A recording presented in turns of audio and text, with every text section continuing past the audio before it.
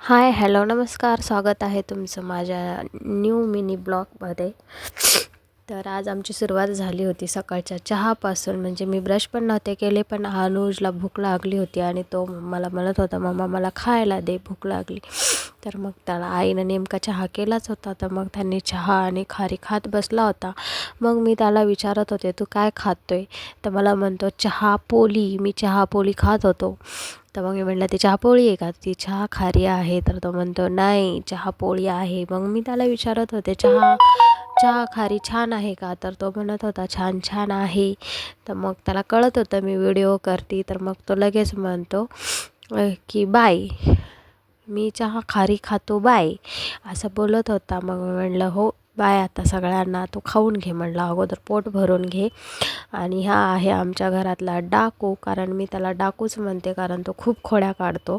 त्याच्यामुळे मी त्याचा डाकू मंगलसिंग असं नाव ठेवलेलं आहे. हे बघा, इथं अनुप झोपलेला होता आणि तो तिकडून चहा खारी खाऊन आला आणि इथे येऊन अनुपला उठवला, त्याला मारला, त्याच्या खोड्या काढल्या भरपूर.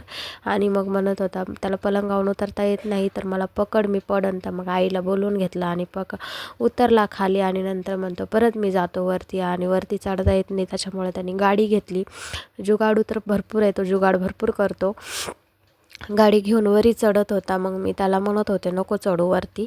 तर त्यांनी ते ऐकलं आणि लगेच मनूला बघितलं. मनू म्हणजे आमच्या घरातली मांजर. तर तिला बघितलं आणि तिच्या खोड्या काढायला तो आला. तिच्या बघा कसा खोड्या काढतो, म्हणूनच मी त्याला डाकू म्हणते. त्याला कसंही पकडत होता. आई म्हणत होत्या त्याच्या गळ्याला फास पडल, तसं पकडू नको. तर तो म्हणत होता इथे नाही बसायचं, वरती बसायचं. असा बडबड करतो ना तो, खूप बडबड करतो. कधी म्हणते त्याला पोपट, कधी म्हणते डाकू. कारण तो आहेच इतका आगावना. बघा ते कसा परेशान करतो. पहिलं तर अनुपला परेशान केला, अनुपचं झाल्यानंतर आता लागलाय तो त्या मांजरीच्या पाठीमागं.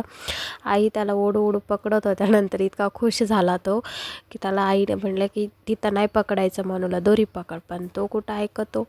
बघा शेवटी त्यांनी जे करायचं आहे ते केलं. तिचं दोरी सोडली आणि मग तिच्यासोबत इतका खेळत बसला. तिला कसाही पकडतो. मी तर इतकी त्याला ओरडते, खूप ओरडते, खूप ओरडते. पण काय करणार, शेवटी तो ऐकत नाही. त्या मांजरीने जेव्हा त्याला मारलं नख, तेव्हा तो सोडला. तिला पण राग आला, मारली. तर म्हणतो मला मारली म्हणत मला सांगू लागला, मारली.